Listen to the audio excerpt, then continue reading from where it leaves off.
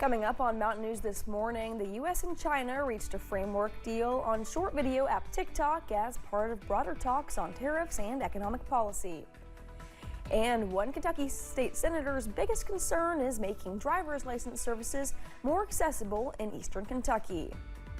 Dedicated to eastern and southern Kentucky, this is WYMT Mountain News this morning.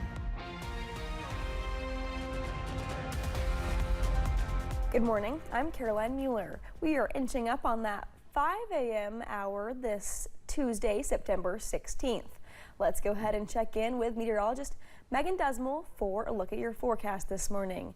Megan, as you told us it would be, it was absolutely beautiful yesterday. I did get to go on my walk, and so I'm just hoping that this warm weather sticks around. Well, I'm glad you got that walk in. I have some good news. If you thought it was a little too hot yesterday, I would say that today is an even better day for walking conditions, so maybe go ahead and do that walk again, Caroline. But yes, a good day is in store once again. Let's break into that forecast. As you're going into your Tuesday, you'll notice just a little bit of some fog as you travel towards portions of Harlan, Manchester, a little bit hazy here in Hazard, and as you travel towards London. Now, in terms of rain, you'll notice little tiny chances for sprinkles scattered throughout the region. Not a lot of rain is in the forecast. This is kind of what we're expecting as we're heading into those afternoon hours as well. Not too crazy of a day, mostly dry. But in terms of temperatures, 60s, 50s, kind of what we saw yesterday, and a tad cooler for most folks today as we're in the low to mid 80s. And we'll just continue to see those temperatures warming up until the afternoon, hitting a high around that 3 o'clock, 4 o'clock time frame. Caroline. All right, Megan, thank you. One person is dead after a crash in Carroll County, Virginia. The crash happened just after 7 a.m. last Friday in the Elkhorn Road area. 52-year-old Deanna Simone was heading south when her SUV went off the road and hit a bridge railing. Simone died after she was taken to a hospital. Virginia State Police say she was not wearing a seatbelt at the time of the crash. A construction worker was hit and killed in a work zone in Cabell County, West Virginia during the weekend. Police say Heath McHone was killed Saturday morning around 4 a.m. in the eastbound lanes of Interstate 64. They say McHone stepped into traffic and was hit by a bus. McHone was working for Triton Construction.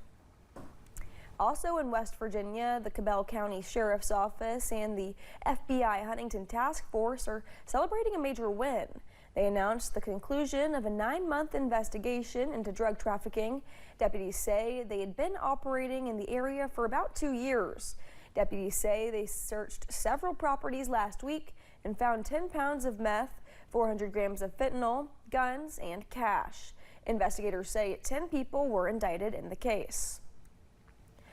The man suspected of killing Charlie Kirk could appear in court virtually as soon as later today, with prosecutors also expected to formally bring charges. It comes as we're also learning that the alleged shooter may have sent messages to friends which imply a confession, according to law enforcement and a spokesperson for the group chat platform Discord. His family has collectively told investigators that he subscribed to left-wing ideology. He had a text message exchange, the suspect, with another individual, in which he claimed that he had an opportunity to take out Charlie Kirk. A spokesperson for Discord and 2 law enforcement sources confirmed to CBS News an account that appears to belong to the suspect claimed responsibility for the shooting, writing in part, "It was me at UVU yesterday. I'm sorry for all of this." A date has been set for the memorial service for political activist Charlie Kirk. It will be hosted this Sunday in Arizona. Kirk was shot and killed at an event in Utah last week. Today, Vice President J.D. Vance hosted the Charlie Kirk Show. At one point, the Vice President saluted the 31-year-old, who was a father of 2. Vigils have been held across the country honoring Kirk, including Sunday night in Prestonsburg. The Trump administration is asking Congress to approve more funding to bolster security measures for executive and judicial branches of the government. That's according to leadership aid. The $58 million security request follows the assassination of Charlie Kirk, and it comes amid a surge in threats against public officials. The funding would include additional security for Supreme Court justices and congressional lawmakers.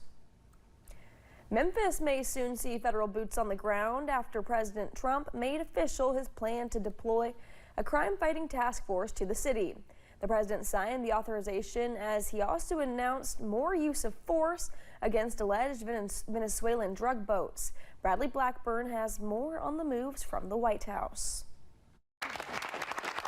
In the Oval Office Monday, President Trump formally approved a plan to send a federal task force to Memphis. Flanked by Tennessee's governor, the president promised similar action to what's happened on the streets of the nation's capital. The task force will be a replica, as I said, and it's going to be, I think, equally successful. This is a tremendous success we've had in Washington. FBI statistics show Memphis had the highest crime of all major U.S. cities last year. But Memphis police data shows there was a decrease in violent crime in the first 9 months of this year. There's no timeline yet for when the force will be deployed. The city's mayor is opposed to the plan. I did not ask for the National Guard, and I don't think it's the way to drive down crime. The president announced more tough action on drug trafficking, confirming a second strike similar to the recent U.S. military attack on a Venezuelan boat in the Caribbean. The president said 3 more, quote, narco-terrorists were killed in this separate strike on another boat, allegedly carrying more drugs.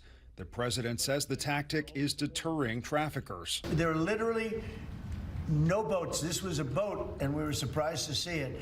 Now, what does that mean? That means there's no drugs coming by sea. The Trump administration is also making moves on TikTok. We have a framework for a TikTok deal. Announcing a preliminary agreement to allow the Chinese-owned social media site to continue operating with concessions for U.S. national security. Bradley Blackburn, CBS News, New York. That deal is slated to be finalized by the president and China's leader Xi Jinping on Friday. As he prepares to retire, Kentucky State Senator and Chair of the Senate Transportation Committee, Jimmy Higdon, says he still has several goals left to accomplish. One of his biggest concerns is making driver's license services more accessible in eastern Kentucky. Right now, many people have to travel more than 40 miles to reach a regional office. Higdon says he wants to change that and bring some of those services back to the local level.